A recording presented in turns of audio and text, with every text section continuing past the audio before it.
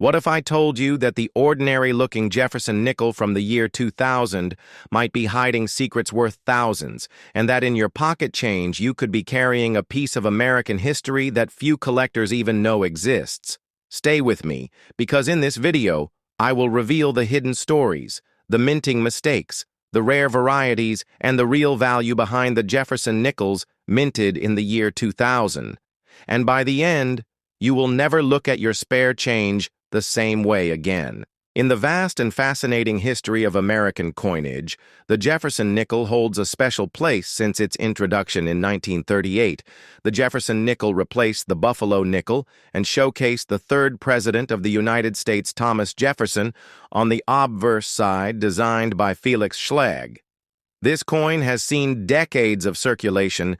Countless millions have passed through the hands of Americans every single day. But what makes the year 2000 Jefferson nickels stand out? And why should collectors keep a keen eye on this seemingly common coin? To understand this, we need to go back to the late 1990s when the United States Mint was ramping up production for the new millennium. In 2000, the U.S. Mint struck Jefferson nickels at both the Philadelphia and Denver mints, and these coins bear the mint marks P and D respectively. While the basic design remained unchanged, the conditions at the mints, the quality control processes, and the sheer volume of coins produced all played a role in creating interesting varieties and errors that are highly sought after by collectors today.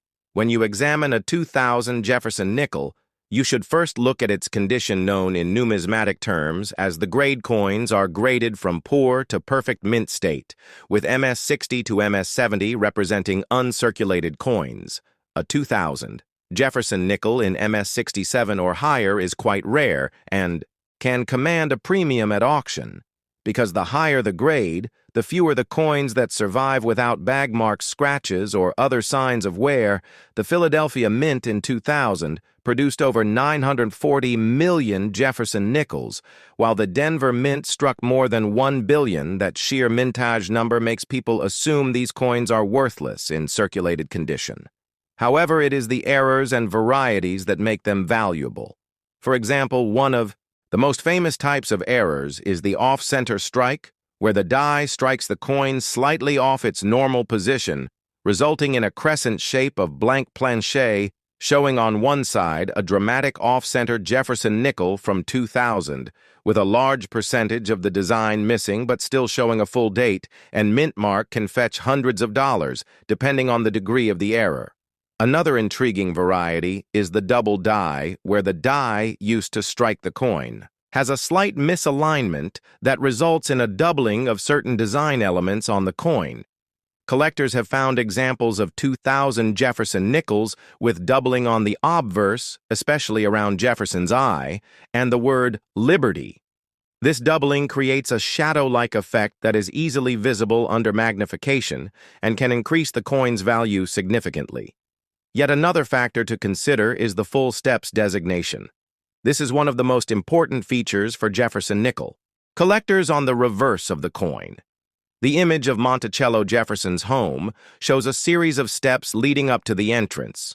A well-struck nickel will show all 5 or 6 steps clearly and completely without major marks or weak strikes. Coins with fully visible steps, known as full steps, or FS, are far more valuable than those without, because they represent the highest level of detail and quality. From the mint, finding a 2000 Jefferson nickel with full steps in a high mint state grade is challenging because during this period the dies were often overused, leading to mushy details and weak strikes. Coins with sharp full steps details from the year 2000 have been sold for significant premiums, sometimes hundreds of dollars more than their non-full step counterparts. Many people overlook the fact that there are also special collector versions of the Jefferson nickel. In 2000, the United States Mint offered proof sets struck at the San Francisco Mint with the S mint mark. These coins were produced using specially polished dies and planches, resulting in a mirror-like finish and frosted design elements. Proof coins are highly collectible, especially in perfect condition. A 2000 S Jefferson nickel graded PR70.